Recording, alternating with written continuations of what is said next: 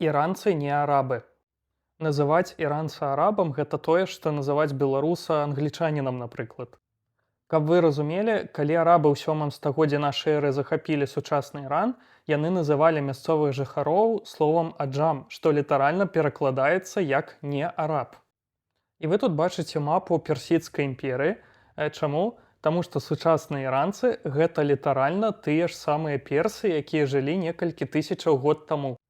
То бок гэта літаральна тыя ж самыя людзі, якія біліся супраць 300 спартанцаў пад фермапіламі. Сучаснаму іранцу гэтак жа сама мог бы цар Леанід сказаць гэта Спарта.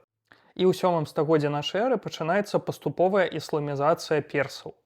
Але у адрозненне ад жыхароў Егіпта і Сірыі, якія тады яшчэ таксама не былі арабскімі, персы не сталі арабамі.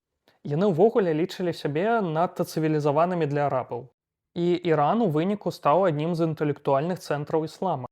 І шмат хто з ісламскіх інтэлектуалаў сярэднявечча, якіх часта лічаць арабамі, яны на самой справе нарадзіліся ў Персіі і пісалі не толькі на арабскай мове, а і на сваёй роднай персідскай.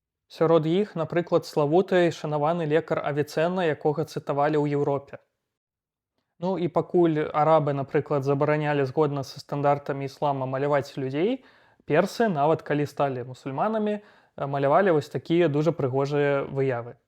А сучасная персідская мова, фарсі, яна таксама ідзе каранямі ў гэтую найстарэйшую персідскую мову, яна нават у іншай моўнай групе, чым арабская мова.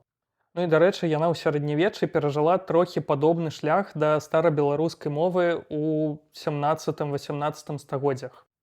Персідскую мову выцесніла арабская на пэўны час, і яна выйшла з пісьмовага ўжытку, такога актыўнага.